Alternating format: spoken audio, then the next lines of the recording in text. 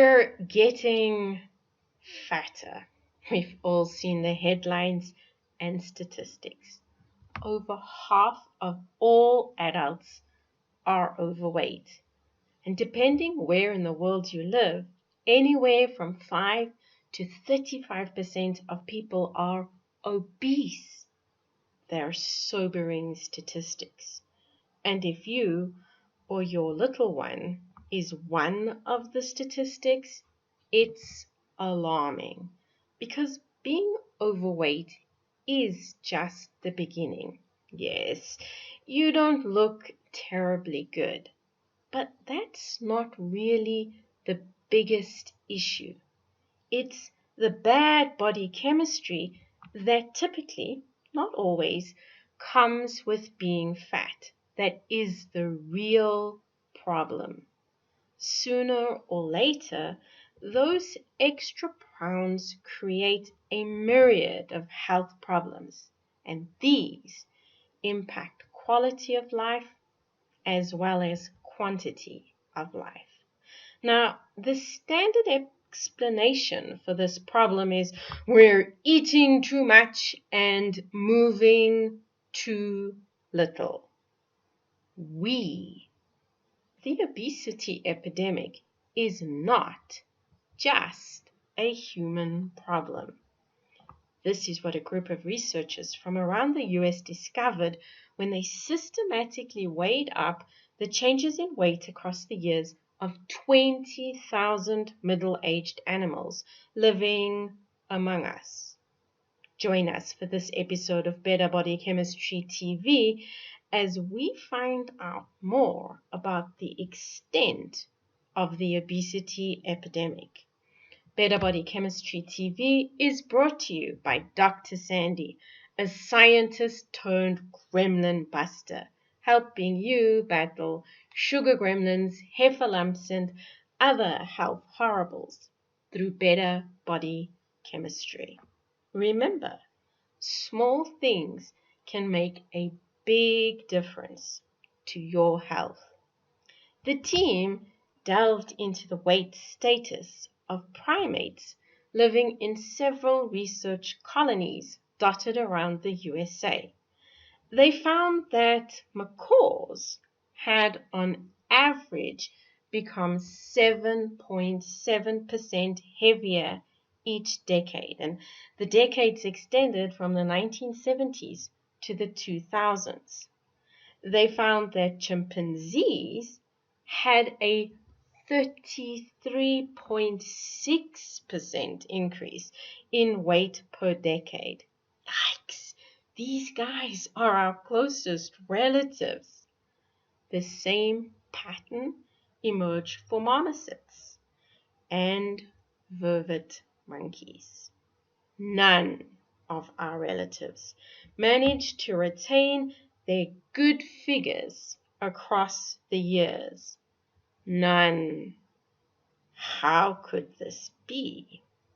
They didn't have Coke vending machines in their enclosures, and odds are their opportunities to exercise increased over the years as improvements were made to the facilities. Aish. Next, the team investigated the weight status of dogs and cats. Actually, our dogs are not putting on weight at quite the same rate as monkeys, but they are getting fatter. The researchers analyzed the weights of 2,806 dogs between 1990 and 2002. They found male dogs clocked a 2.2% percentage increase in body weight per decade, while female dogs got 3% heavier per decade. A sample of 574 cats weighed between 1989 and 2001 put female cats in the forefront of the getting fatter stakes. Female cats put on 13.6% per decade, in contrast to male cats who put on a mere 5.7% more weight per decade. Now, dogs often share our dinner and our habits. So the fact that your pooch is podgy could be because he or she is eating too much and moving too little. But cats are fussy critters. They demand quality dinners and are not sugar addicts. Actually, cats cannot taste sugar. It's a chink in the armor of the eating too much, moving too little lobby. Lab rats, they don't move much. But this situation is not new. Lab rats have been housed in tiny little cages and fed the same rat chow for decades. So surely they're not getting fatter. Actually, they are.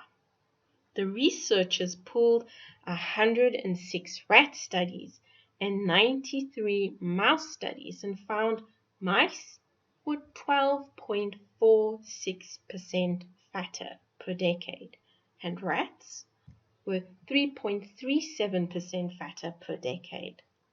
Ouch! That rats and mice are normal in medical research. Well, wild rats are lean and mean. Mean? Yes. Lean? Not so much. The team looked at the weights of rats caught in the suburbs of Baltimore between 1948 and 2006. And these guys were also fatter. The guys had put on 5.7% weight per decade, and the ladies had put on 7.22% weight per decade. Now, rats are opportunists. They're eating our leftovers. But the idea that they're eating more and moving less is ludicrous.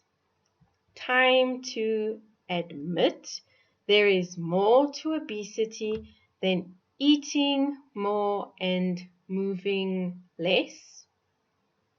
Fat macaques, fat chimpanzees, fat vervets, fat marmosets, fat dogs, fat cats, fat rats and mice, even fat dolphins.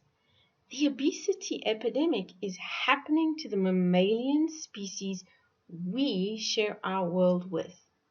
These creatures share the air, soil, water, and the food we eat, and they're suffering the same health effects.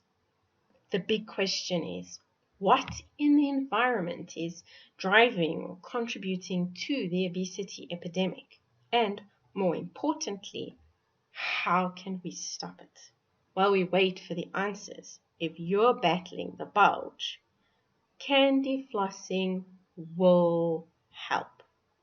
Download our free willpower report to learn how and begin the journey today to creating better body chemistry. Interested in discovering more ways to create better body chemistry so you optimize your health and the health of your family?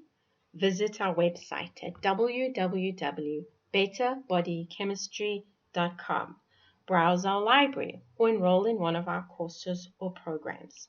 The advice is simple to follow and based on real science, not hype. Know someone who is participating in the obesity epidemic? Share this video with them so they know it's not all their fault. Obesity is more complicated than eating too much and moving too little. And if you enjoyed the video, Be sure to subscribe to our channel so you catch future episodes of Better Body Chemistry TV. Thank you so much for watching, and I'll see you next time. Remember, small things can make a big difference to your health.